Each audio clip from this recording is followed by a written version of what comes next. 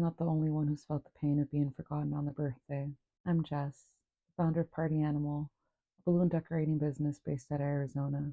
Growing up, nobody noticed when I won art contest or when I was honored at a luncheon at school, not when I graduated or got into college, much less my birthdays. My mother was a neglectful hoarder and a narcissist, and I wasted the first 3 decades of my life trying to hide her many disgusting secrets. You try to protect family because you love them, but instead of just loving me back, she chose to make me the villain in her story, the scapegoat to absolutely everything wrong in her life. I'm not embellishing. My mother was not a collector. She hoarded trash and animals. As a teen, I tried my best to fix the damage that these animals were causing, but it was just an endless loop that my mother refused to fix. I learned how to tile floors at the age of 12. By the age of 13, I could tape and float drywall out of sheer necessity. I cleared her hoard on 14 separate occasions. And yeah, I counted. I'll never forget the atrocities that I witnessed. The 14th renovation was particularly hurtful. It came after a falling out that I had with her about not wanting to do these massive cleanings anymore. Cleanup number 13 was supposed to be the last one, she promised. That if I was moving out, that it was the least I could do. I felt such guilt for choosing my son and his well being and moving out that I decided to do it just one last time. I urged her to get rid of the 15 plus cats and 8 dogs that she was hoarding. I told her that it was way too much for just one person to handle. Of course, within weeks of me leaving, the house was full of trash again, unlivable. Within a couple months, she had a full blown infestation, that he was leaving letters on her door. So she came begging. At first, I stayed firm because she hadn't even tried to rehome any of these poor animals. But 2 days later, she calls me, tells me she has cancer, and it broke me. She's probably been feeling so crappy this whole time, and that's probably why she's been letting things get out of hand. How young and naive I was. I relent and I give up the house that I had just moved into, the only peace I've ever known. I move in with her and start renovation number 14. The hoard was unbearable as usual, but the rats destroyed everything. The wiring, the drywall, the appliances, it all had to be replaced. I got myself through it by promising myself that I would never have to do this again. Because my mom had promised that she was going to get help. Spoiler alert, she didn't. I had poured every spare penny I had since I was a teen into clearing and fixing this house to no avail. I overcame one last time, like I always do, and I turned that house into a duplex so that me and her could live comfortably under the same roof while I took care of her as she battled cancer. But when I was done, she decided I was no longer of any use to her, and she kicked me and my son out. When I initially refused, she set her methodical plan into motion. See, for a few months now, she had been trying to convince me that if I gave her custody of my son on paper, that she would give me the check she got from disability for having a dependent. She knew I was struggling to make ends meet after taking on such a huge renovation for her. But giving anyone custody of my son just didn't sit right with me. So I agreed, but I put it off.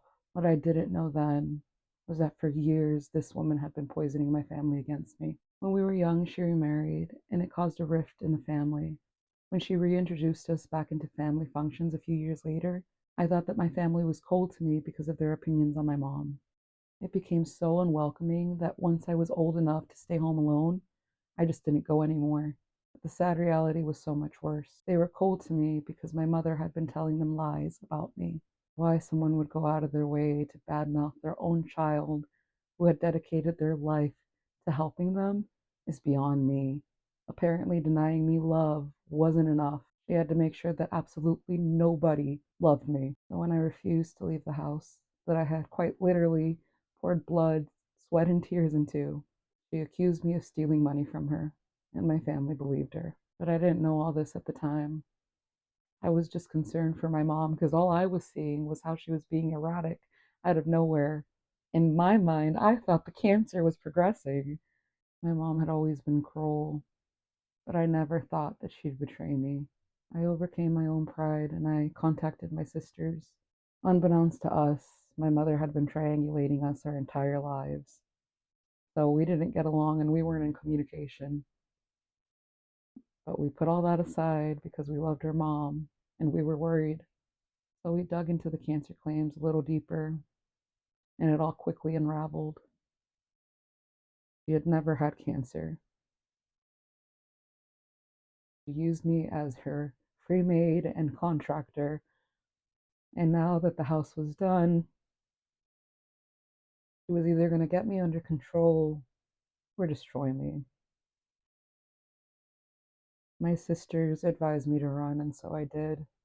Packed up what little I could in my car. Me and my son left. Never looked back. Me and my son tried making a fresh start in a town 2 hours away. All I could afford was a tiny trailer, but I've seen way worse and survived, so this was nothing. My son's 7th birthday was coming up, and I felt so ashamed that I didn't have the money for gifts or a party. Shoot, I didn't even have people to invite to a party. But I was determined to make it special for him. So I got creative. I turned a small corner of our tiny trailer into a mini grocery store. I went with a specific idea because I realized that I could use our trash to accomplish it. We had gone to a museum earlier in the year that had this little mid-sized grocery store.